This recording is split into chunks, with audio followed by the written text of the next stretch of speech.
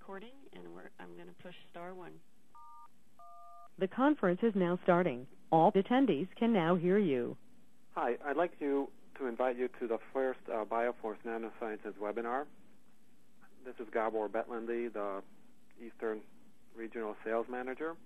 I want to remind everybody that you are in listen mode only, which means all your phones are muted. You'll notice that you'll be able to submit questions in the chat box, which we will read out loud at the end of the presentation, and Jan will be glad to answer your questions at that point.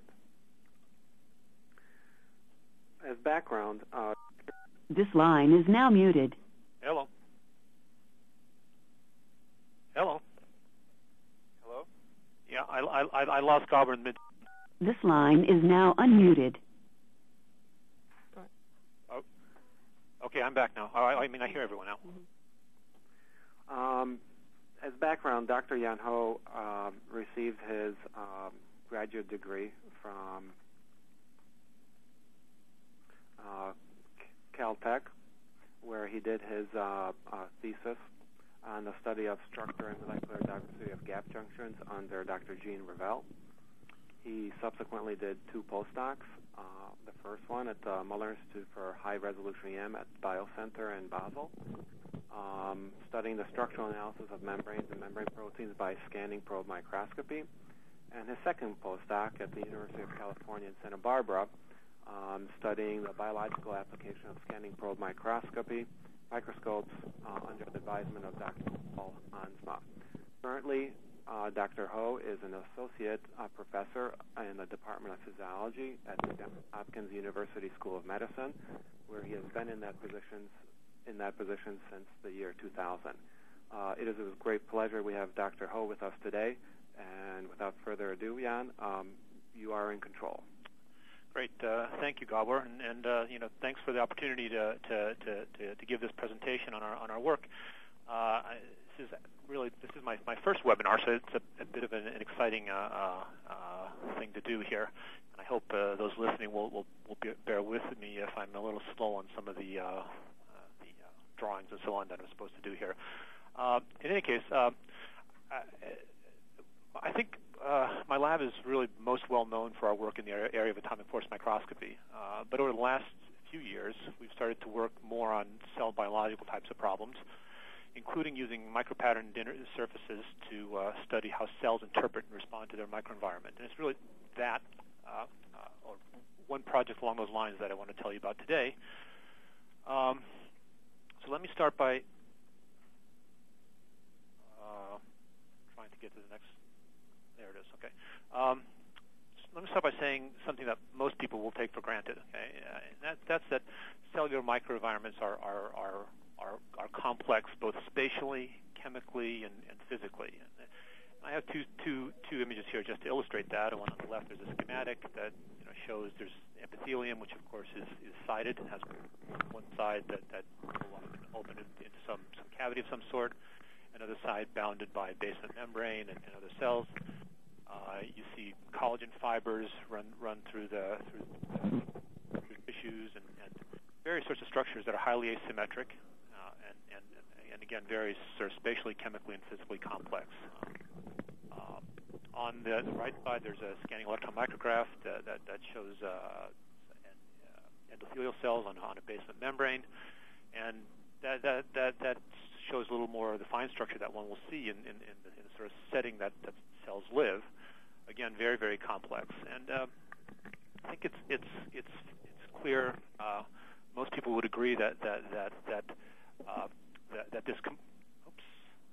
this complexity matters for the cells, and that is that so the detail, the structural and chemical and physical details of the microenvironment matter a lot for the cells. But the problem then becomes that if you want to understand that experimentally, that is, if you want to understand, how do these sort of structural and chemical complexity matter for cells in their local microenvironment, you have really almost very, very few tools to do so in vivo. If you want to go into a mouse, and let's say that you're interested in what the spatial distribution of fibronectin does to an hepatocyte or something like that, you really have no experimental ways of controlling the spatial distribution of fibronectin in the microenvironment around the hepatocyte. So while I think we all take for granted that the microenvironment is important, we in fact know actually very little about how this spatial, chemical, and physical complexity sort of influence cell structure and cell function. Now, one approach that's emerged over the last 10 or 15 years is using micropattern substrates in an in vitro tissue culture system to try to study how spatial complexity and chemical complexity matter for cells. Okay? So the general idea here is that when you work in vitro, when you work with micropattern substrates, you can experimentally control various aspects of the microenvironment, really to some exceptional detail, so you can control, for example, the pattern of fibronectin, and then you can study cellular responses to that pattern. Now, certainly some of the earliest and pioneering work in this area was done by the Whitesides and Ingber groups at Harvard, and I have a couple of figures from one of their papers about 10 years ago now that illustrates this point, where they grew squares of fibronectin, and you can see that they vary the size of those, I think, and then they grew cells on these fibronectin squares, and what they found was that as the adhesive island area got bigger, then you see on the right side there that what you find is you actually get DNA synthesis, so the cells would tend to proliferate on the large ones. On the other hand, as the islands got smaller, you actually had an increased incidence of apoptosis. So this is, a clear illustration that one can use micropattern surfaces to probe how cells are looking at their microenvironment. In more recent years, there have been a series of papers by Manuel Thury and Michel Bornens, where they've used micropattern surfaces to look at aspects of cell division and cell cytoskeleton. And here I show you an example where they grew cells on patterns of different shapes, and showed that you can actually control the axis of cell division depending on the pattern that the cell is growing on. Okay? So again, these studies and a large number of others sort of are opening up this door now to controlling the microenvironment. Of course, we're talking now today. We'll only be talking about patterning in 2 dimensions, but there's a number of other studies where people are starting to do things in 3 dimensions and controlling other aspects of the microenvironment. But really, with regard to sort of today we'll talk about just the 2-dimensional spatial control. So now, one thing that's enabled these developments in terms of beginning to apply micropatterning technologies to understanding cell structure and function is that there have been a number of developments in the protein patterning methods. The earliest work here was really simply trying to transplant technologies that existed for the semiconductor industry, particularly photolithography, over to biochemical systems. But now there's been a series of other technologies developed, and some shared with other fields and some not. Now, I've divided them up here in 2 ways. First, I've divided them up: lithographic versus writing approaches, and then indirect methods versus direct methods. I've only given you just a couple of different methods here. There are many more, but so the thing.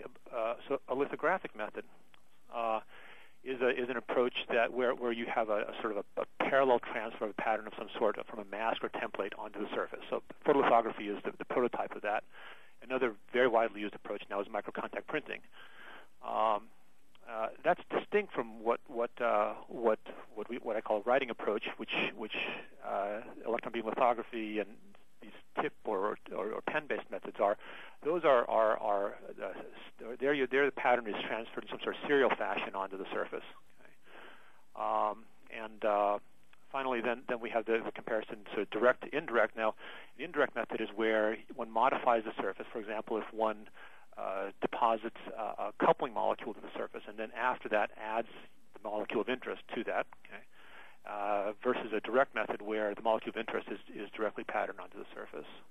Now, the lithographic approaches, they have the strength of their really core strength lies in being able to make lots and lots of the same thing. That is, once you go to the trouble of making a template or a mask, you can make lots and lots of the same thing over and over again.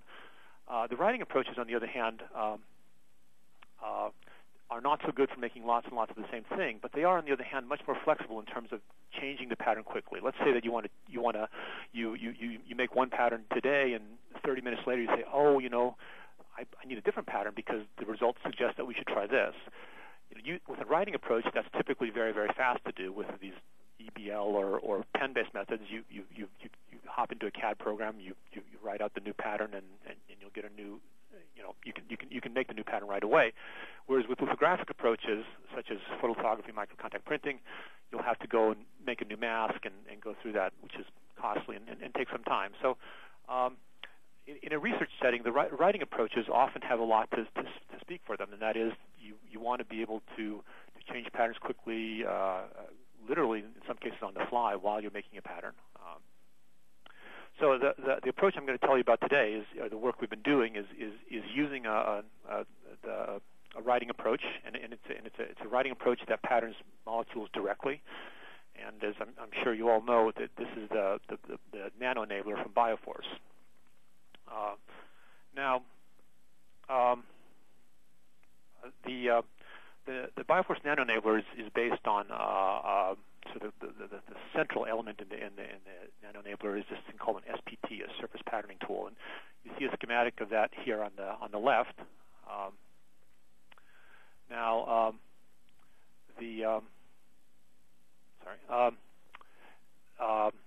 The SPT has a cantilever-based like structure, which you see sort of here, and through that cantilever is machined a little sort of thin channel, which goes right along here, back into a reservoir. So the way this works is that when we'll fill the reservoir with a liquid of interest, in our case we'll be filling it with a protein solution of interest, that then wicks out to through the cantilever channel here to this opening. And you can see there's an SEM image here on the right of an actual SPT. Now the patterning occurs by taking the free end here of the SPT and touching it against the surface and depositing a small amount of liquid in some predetermined pattern. I'm trying to move slides here.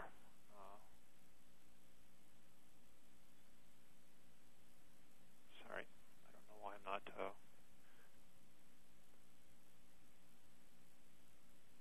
Okay. So here we see the physical basis for the patterning, and that's just capillary liquid transfer to the substrate. So you see the front end of the SPT is so the free end is right here, and that's brought down to touch a substrate, and then you get capillary liquid transfer, and then you pull the SPT back. The kinds of volumes, given the dimensions of the SPT, which they're about a few hundred microns long and a sort of micron or two opening at the free end, one gets volumes of something typically 10 to the minus 15 to 10 to the minus 18 liters. Okay? So and the spot sizes are order of a micrometer in diameter, a couple micrometers. It can be 10 or 20 if you hold the SPT down for a long time. Now, obviously, this process depends on lots of things. Okay, and this is there's still, I think, some art to this. To begin with, of course, the surface chemistry that you're spawning onto matters a lot, and there's lots of possible variations there. It depends a lot on what you want to do and so on. But what we found, and I'll talk a little more about this later, is that we've used Aptes modified substrates. They're fairly hydrophobic. They have contact angles of about 70 degrees, and those have worked quite well for us. obviously there's lots of important parameters with regard to controlling the liquid transfer, dwell time,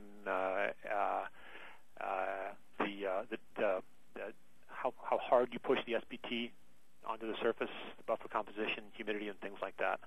I'll talk a little bit more about those things later. So, now, I wanted to actually. Oh yes. So now I want to show you a movie here, which I have to go off the presentation to show you. So here is here's actually the nano enabler in action. Okay. So you can see the SPT there is in front of you. The liquid is the SPT is translucent, and so is the liquid. So you can actually see through the SPT onto the surface where it's patterning.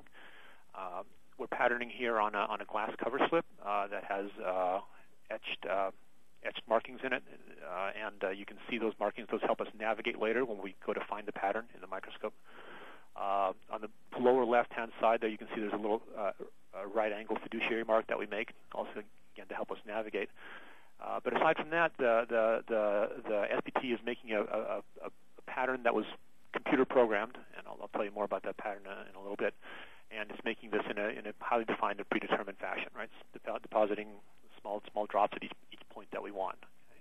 I'd say that when things are going well, you really get very, very close to 100% of the spots down, and they're sort of well formed and so on. There are times, when things are not going so well, we'll sometimes lose some spots and sometimes even sometimes we'll pick up a second spot with the SPT. That is the spot that's already down. We'll touch the SPT and get distorted in some way. But I think as we learn more and more about this, it becomes more and more robust. So.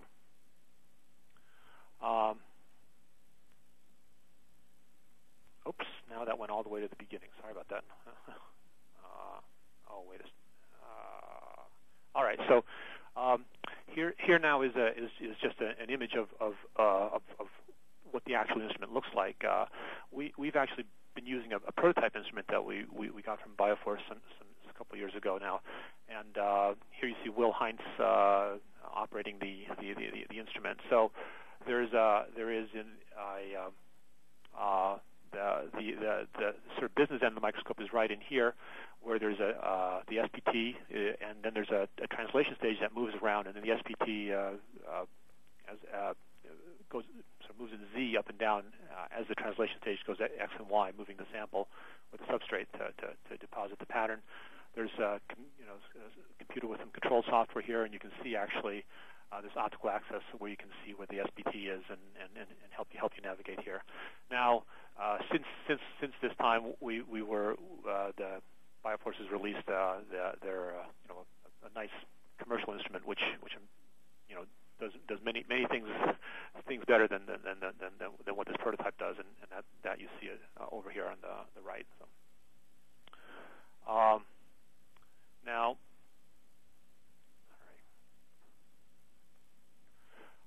Okay, so using the Bioforce Nano Enabler, one can then write patterns of almost any arbitrary fluid, and so like I said, in our case, we're interested in a fluid that contains the protein fibronectin. So here you see just a couple of examples of small rectangular arrays of fibronectin that were patterned with the Nano Enabler. Now. These patterns are, like I said, they're a rectangular grid. They have a pitch of 10 micrometers, so that's the distance between spots. And they're stained. The pattern and the cells are stained by immunofluorescence. The cells on the pattern are Swiss 3T3 cells. You can see the patterns are really quite well defined, very uniform, and the cells clearly sit down on the pattern and respond to them, and they form nice focal adhesions. You can see the focal adhesions here by vinculin are in blue on this cell here, and they're green over here. and the cytoskeleton over on the left is in green, and on the right is in blue. Now, I think what one can say about this is that clearly one can write a pattern with a nanoenabler that cells will sit down on, they'll respond to, they'll see the pattern, and the distribution and the organization of the pattern clearly matters for the cells.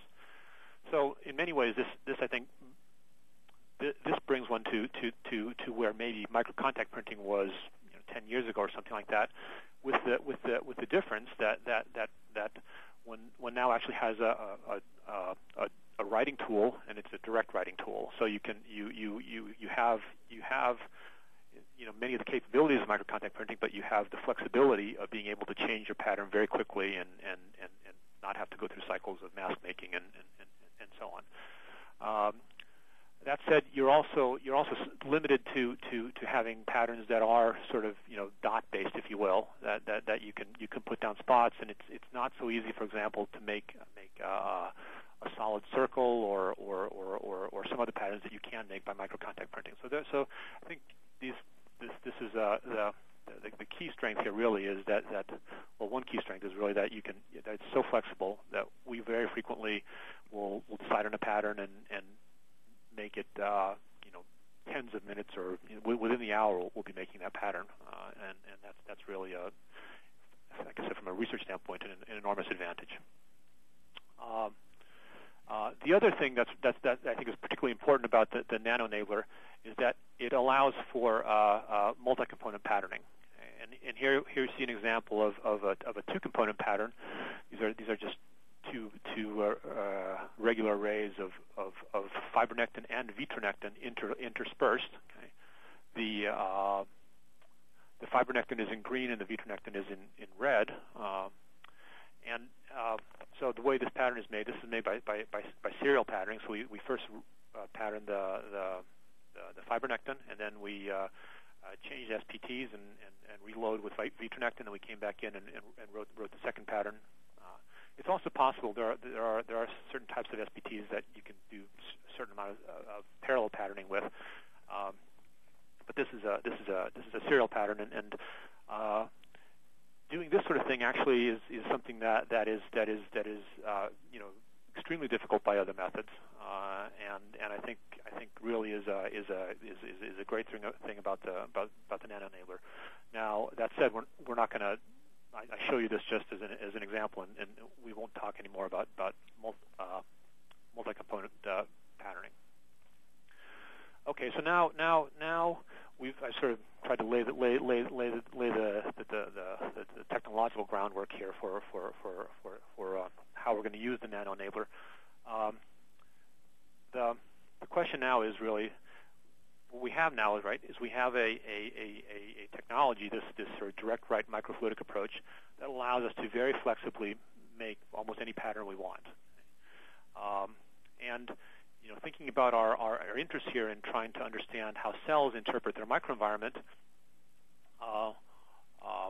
one way to think about this is to say that what we can do is in many ways we can essentially encode a signal into the surface. Right? We can write a signal into the surface, and we can grow cells on that signal, if you will, and ask how they respond. And so metaphorically, one might think of this as talking to a cell and say that's right. I mean, we send a signal down. The cell does something, and by doing something, it tells us something, and then we change that signal, and again, we see how the cell responds, and by doing this iteratively and in clever ways, we try to understand how the cell interprets its environment. And to illustrate that metaphor, we made this pattern of the Pioneer plaque, which of course you'll recognize as the plaque that was put on the Pioneer 10 space probe and sent out into outer space to communicate with aliens when and if they ever found it. So here you see this plaque was actually, when we decided to do this, we went to the internet, downloaded an image of the Pioneer plaque. We converted that into nanoenabler coordinates.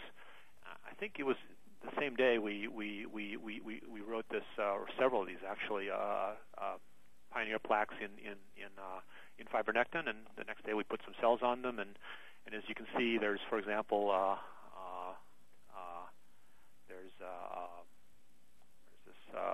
life on Venus. Who knew, right? But now this is our sort of, I guess, the conceptual framework for how we're thinking about things. That is, we want to put signals into the surface and then see how cells respond.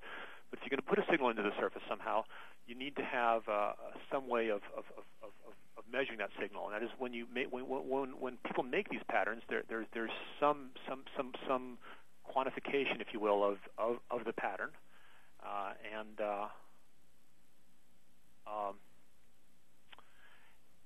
So what is so how are people doing that? When people go to make patterns, micropattern substrates, what is in this signal, if you will, that's being put into the surface? What's being quantified? Well, one of the things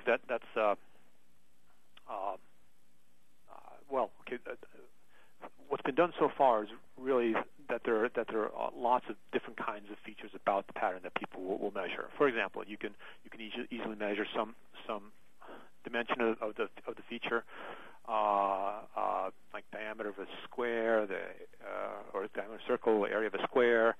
The feature can have a certain periodicity. There can be certain densities or concentrations. There can be gradients in there that have some steepness, shape asymmetries, and so on. So there are lots of things that you can measure about the pattern, and then try to relate that to what one is seeing in the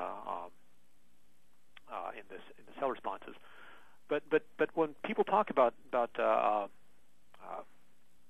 cells and their microenvironment, the thing that people talk a lot about is sort of signaling and information. That is, the cells receive signals from the extracellular environment. They receive information from the extracellular environment. So we asked if there's a way to actually quantify the information in a pattern. And so to do that, we turn to the field of information theory, and let me just give you sort of a two-slide primer here on information theory. So information theory is arguably established by this fellow Claude Shannon, whose picture you see here on the right, and he published a landmark paper in about 1945 or so that really laid the groundwork for this. And Shannon worked for AT&T and Bell Labs, and they were interested in, of course, pushing information through copper wires because, well, that's what AT&T did. So for them to have a formal mathematical framework in which to quantify information was quite useful. What Shannon realized is that there are two types of information. One is what you call observer-dependent information.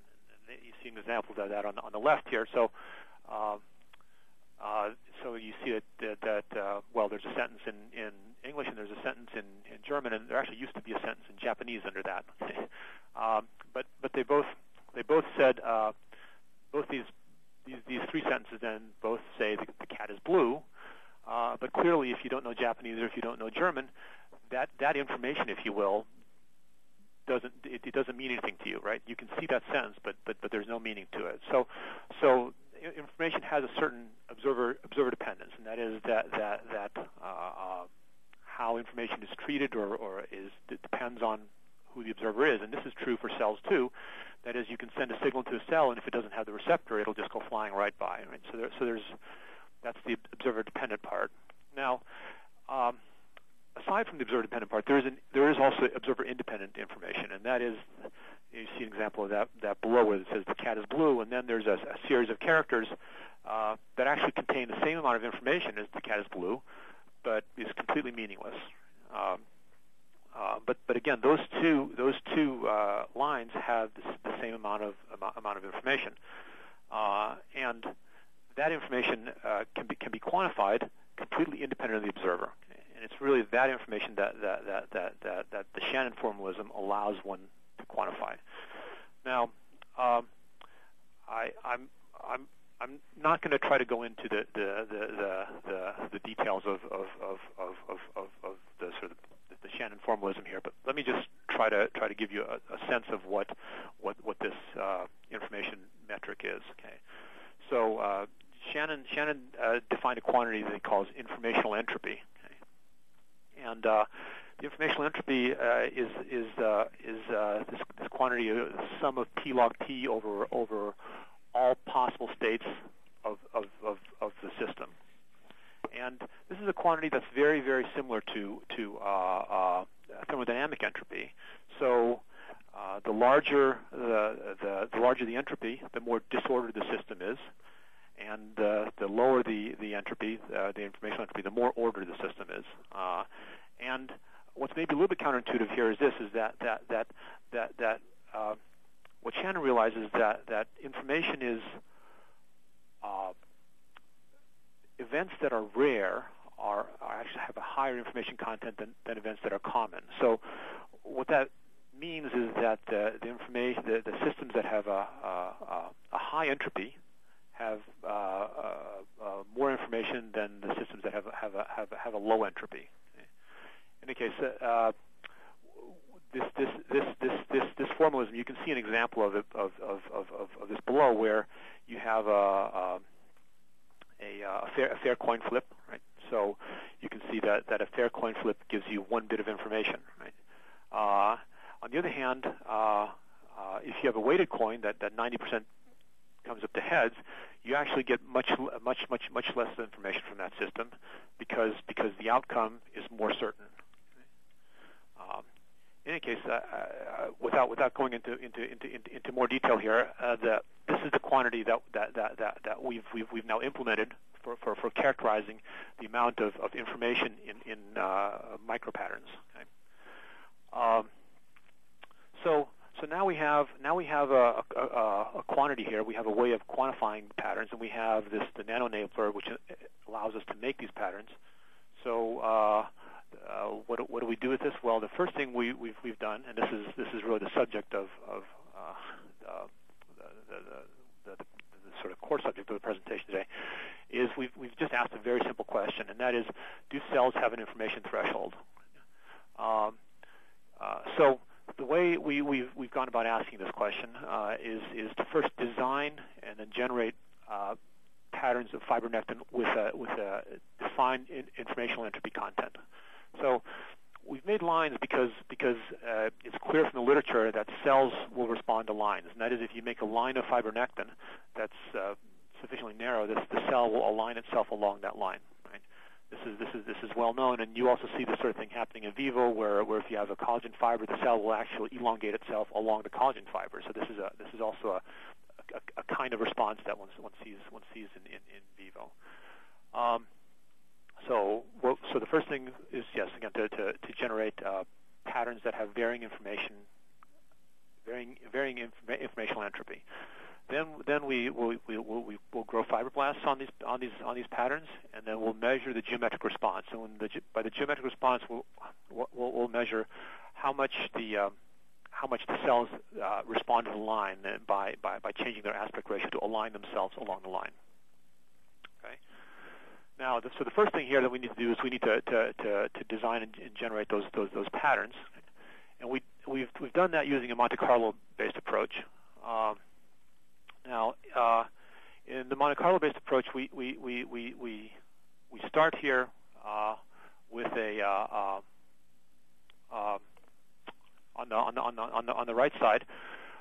If we look at we start with a box that's 800 by 800 bins, and we then drop or place points into that box. It's 999 points get placed, and on the right side, those points get placed completely randomly. Okay, so there's no biasing potential. There's no biasing potential. You see this line here is completely flat.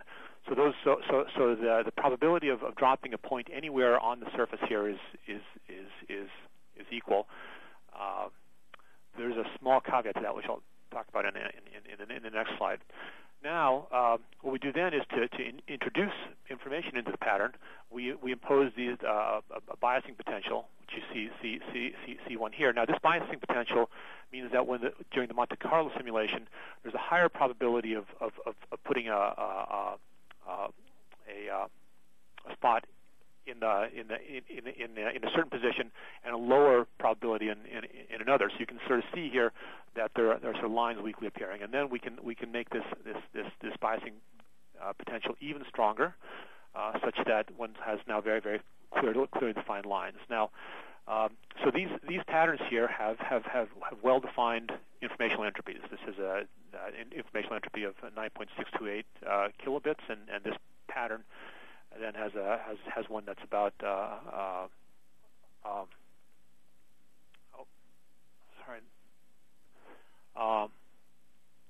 this went previous.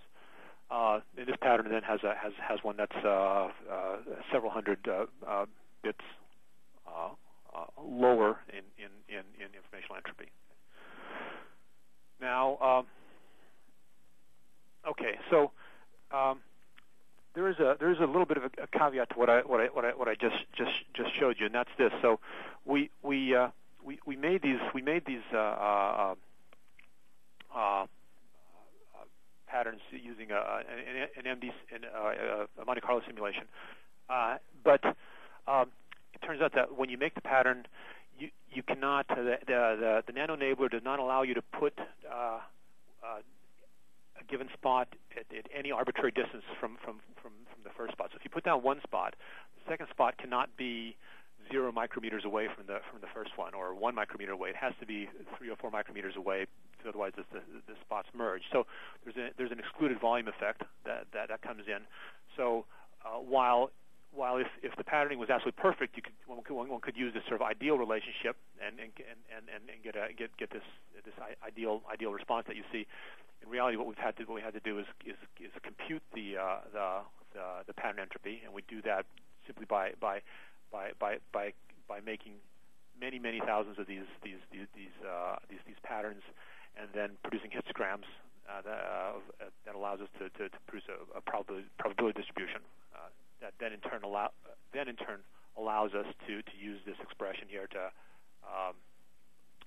compute the pattern entropy. Okay. So now this is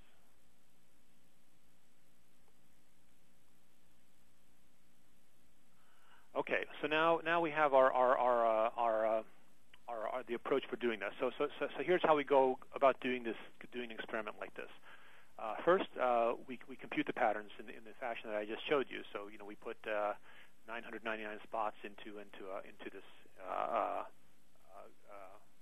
grid, and then make a range of patterns that go from high to low entropy. We then convert those patterns into patterning files, and so this is we simply have written our own little converter, and I understand that Bioforce has one where you can take any pattern you make and just convert it into a patterning file. Like I said, we have a little thing where you can write your signature on a piece of paper and scan it in, and then just convert it into a patterning file.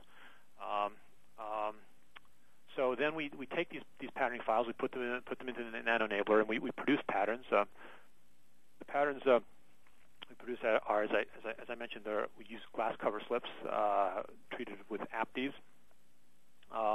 The protein we've been using is the 710 fragment of fibronectin. So this is a protein that we got from Harold Erickson, and we use this because it has the 710 fragment has a cell binding domain, and one has to work at relatively high concentrations of the protein. As you see here, we're working at half a mg per mil. And if you work with whole fibronectin at that concentration, it's not so well behaved. It'll often precipitate, or it'll aggregate and not be so well behaved. But the 710 fragment is highly soluble and extremely well behaved. So the need for working at high concentrations results is actually, well, that derives from the fact that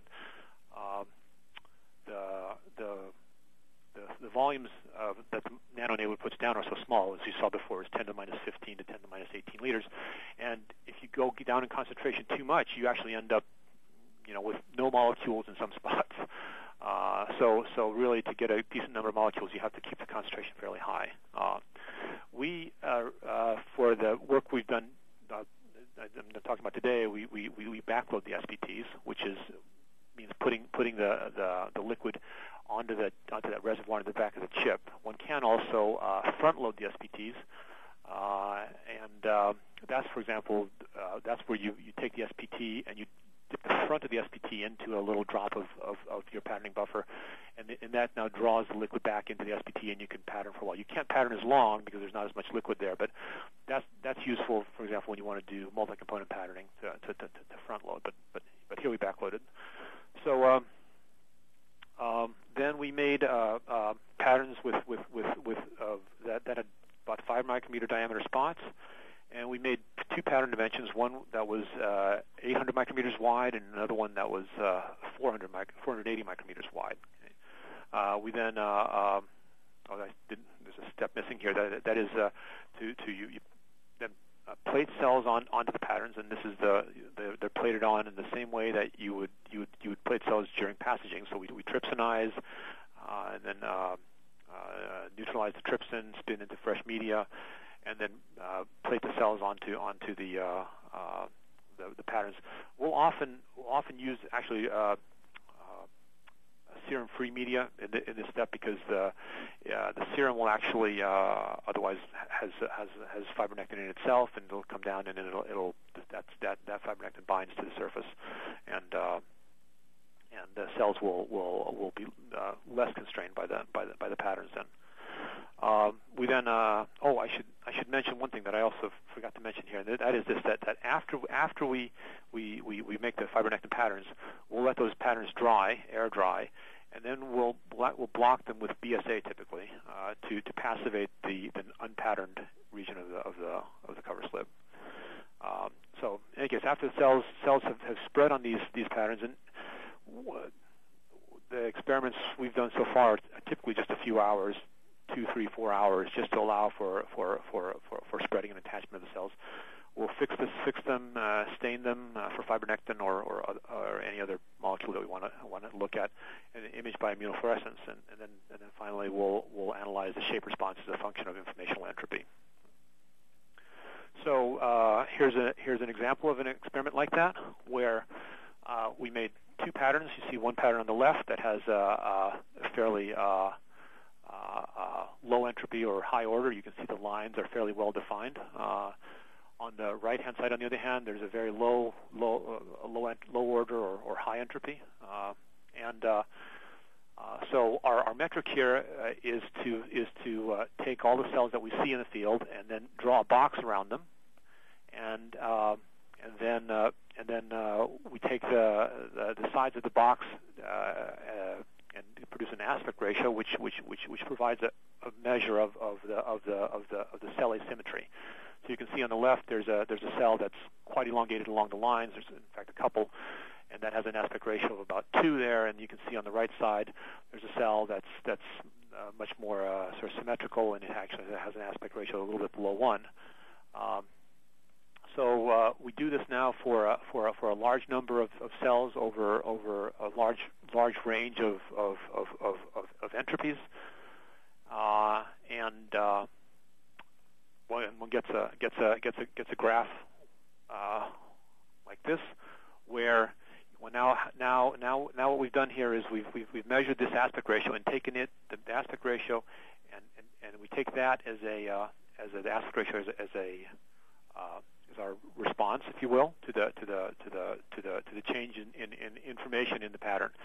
So what you can see now is that at the very, very high information, we're right around 1 here. There's a point down here that's below 1, but that's actually not statistically significant. It's just experimental scatter.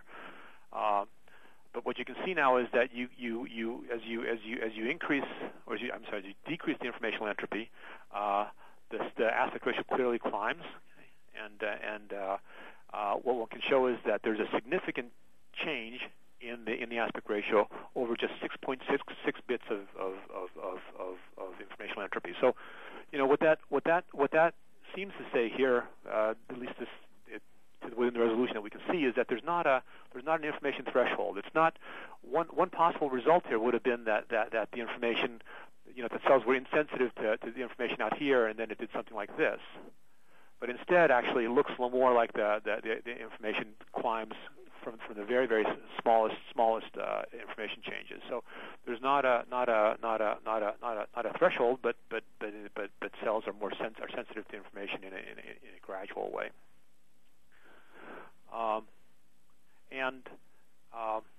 One last piece of data here. The other thing we did here is in the pattern I showed you earlier, where we make in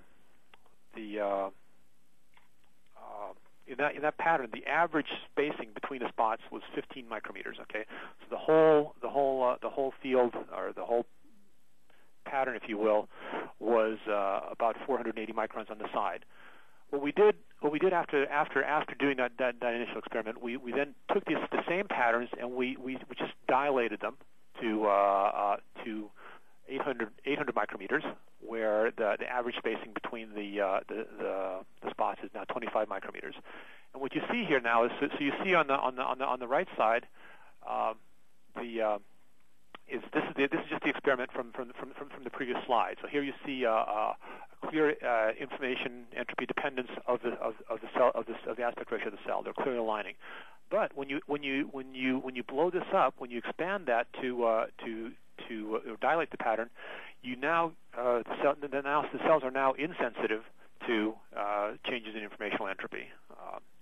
And the reason for this is that cells are sensitive to the information density.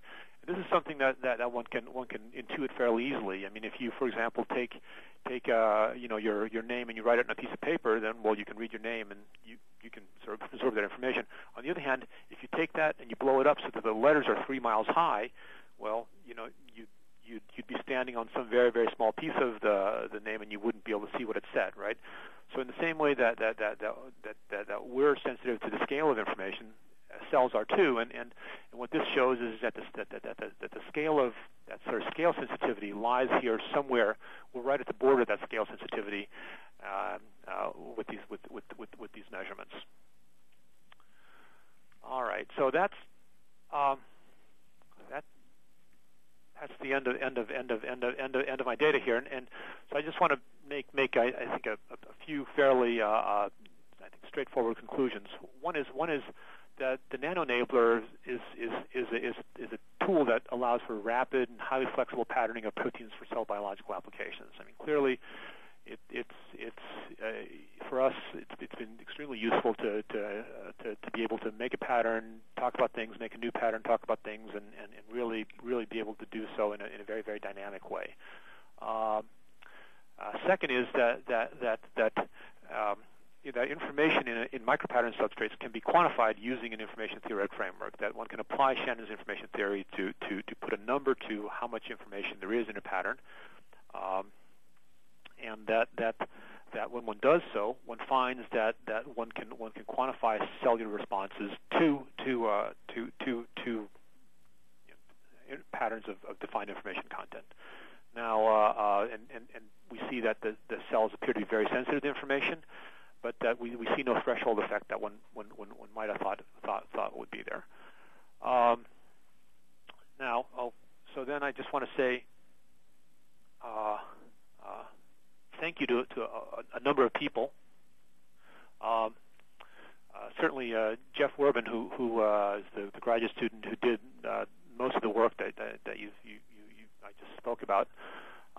Will Heinz also did contributed a lot to this work, and our close collaborator Lou Romer, who's really been incredibly helpful. He and the students in his lab, Trish Aruz and Chris Lemon and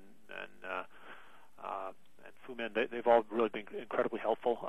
Ryan Bloom was an undergraduate in the lab who helped with some of the patterning early on. We have a great collaboration with David Haviland's group at the Royal Institute of Technology on patterning in general. Now, I didn't really speak about any of the stuff that we've collaborated on specifically here today, but with David, we've been working on other patterning technologies, and that's been really very rewarding. And of course, I have to thank Bioforce Nanosciences, Eric Henderson, Mike Lynch, and Gabor Bethlendi for being able to use the prototype nano enabler and I think really get some interesting work started here.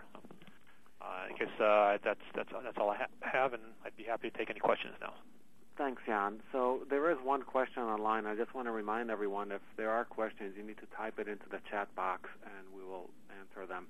So James Nelson has a question about what was the spot size. I'm assuming it's referring to the patterns that you showed. In the movie. In the movie? The spot sizes? It actually doesn't say, so if you could just go over the various spot sizes. The spot size varies. You can tune it, of course, by varying the dwell time, that is the amount of time that SPT sits on the surface. So I'd say that the range that's available is, maybe 2 to 8 microns or something like that. You can go outside of that. We have in the past made spots that are submicron. It's technically difficult to do that, and you certainly cannot count on being able to do that on any given day. But we tend to work with spots that are 4 or 5 microns. That's a sort of a straightforward place to be. But the spot size is tunable. Right. At this time, I don't see any further questions. We could hang on the line for a little bit longer in case any. Well, here is another one. Just one moment.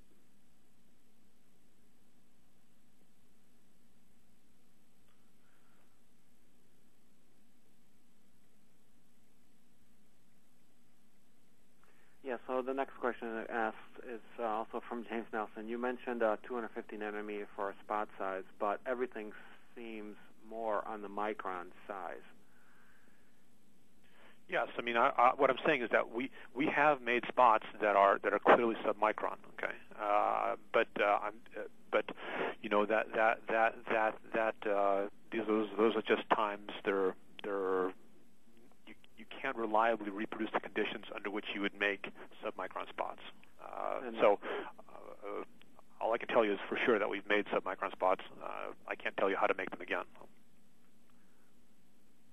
Can you perhaps talk a little bit about what might be the parameters someone would consider if they were interested in making submicron spots? Yeah, I really don't have a good handle on that. We actually don't control the humidity so much anymore. We really found that you can get where you want to be with mostly by controlling the dwell time and the excursion size of the SPT. But if I knew the parameters to go after for the small spot size, I'd be there trying to figure that out, because it really would be helpful to be able to make smaller spots more routinely. Yeah, so general comment to James, if you want, or everyone else who's listening, you can reach us through bioforcenanosciences.com. There's a contact section, and we can continue some of this dialogue offline with some of our scientists. But now I see another question here from Mark DeCoster. You have a paper coming out on this. Yes, yeah. The paper actually is it's in the ASAP for Langmuir. If you look there, so the abstract is out. I don't know if you can actually get the PDF yet, but it's out any time now. So. The other question is from Jean-Lu. Does the shape of the pattern matter? Can you control it well enough using the nano enabler? Well, it depends on what you mean by the shape of the patterns. Certainly, if you're talking about the distribution of spots, sure, absolutely, you can control that very precisely. When it comes to the shape of the spots, there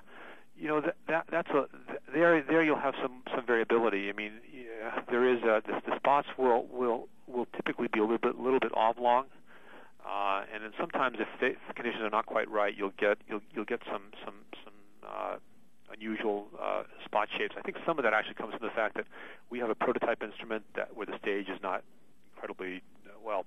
The stage doesn't move real uniformly all the time, but that's not a huge problem. You make a few spots and you'll see if you're getting a nice symmetric spot, and if you're not, then you set things up again, and eventually you'll get it. You'll get well, I should say symmetric. Well-formed spots. But if you're talking about a pattern like the Pioneer plaque or something like that, the control is excellent. Right. And in your experience, how rapidly can SPTs be filled with different solutions or samples to say array, say 20 different antibodies in an array. You want to ask what the cycle time between if you want to refill with a new thing? Yes, this is the question again from James Nelson. Okay, so this is for serial patterning. Yes, that's okay. Because with parallel, of course, you would just fill one SBT, and well, I'd say it probably takes 15, 20 minutes, maybe 10 actually. Jeff Werbin is sitting here with me, who's the guy who actually does most of this. So he says maybe 10 minutes or so to cycle through. I think it depends. A little bit depends on if you do a backfill or if you want to do a front load. Yeah, so that's the 10 minutes is for front loading. For backfilling, it would take longer because then you have to take it out and wash it and so on. Right. And reline it. Yeah. Okay, I think we're pretty close out of time. So if there are other questions, please follow up with us at the contact info on our website, and we'll be glad to discuss it further. And Jan, thanks again very much. Sure. And have a great week. Okay. Thanks, everyone. Thank you. Bye.